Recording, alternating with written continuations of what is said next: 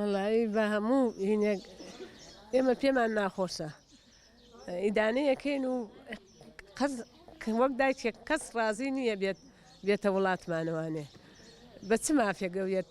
وڵاتی ئێمە هەمی وێران کرد و دیهاتی ئەمی چۆڵ کرد و ئێستا نازانم بۆچی حکوومەتی عێراقی هیچ قسە ناکات آخر ئەبێ حکوومەتی عێراقی قسە بکەوە نییە وەڵای تێبێ هەمومان یەک دەنگ بین کەس ڕازی نییە ئێترە تاکەی ڕۆڵی خەڵک بە کوژ بن و وەڵا حکوومەتی هەرێمیش دەبێ بە هەموو هینێ هەولی خۆی با نێڵێت چۆنە بێ بیاڵێت وڵاتێکی کە بێت ئەو وڵات وێران کاو کۆرنەوەڵا کو هەڵوێستی هەبوو ئەگەر هەڵوێستی بۆیە چۆن ئیتوانی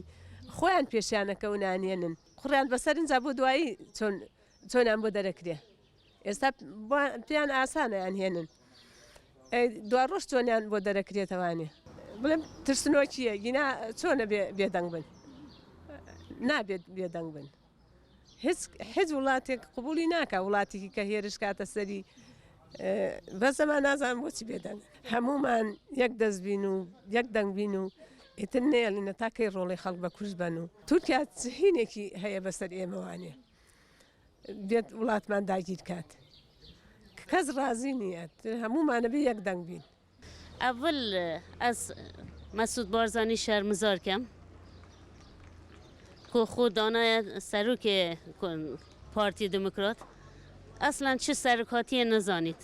نه فهم کرد نه زانید نه گرتید خود دانای سروک و 2014 او داعش او مجال دای که بیت سر آخا کردستانه و حوال یه پاکه حوالان همی شنگال رزگار کردن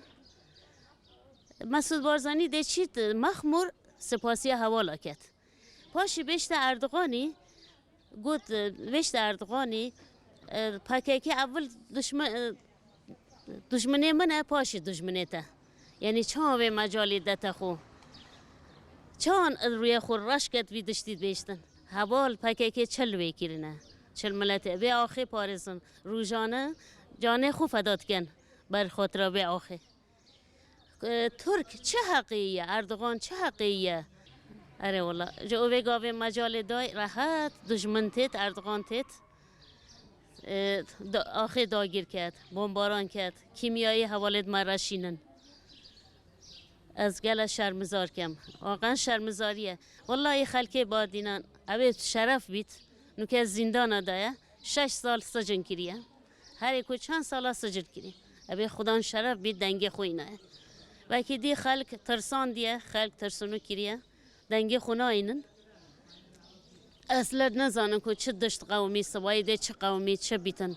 اره عالم دو پارا خستیه دو معاشی خستیه اره والله از گله که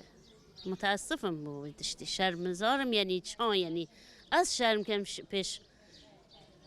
مسعود بارزانی که خودانه سروک و ولاتی وسا آوید بد از سر بلندم اون سروک آپو هیا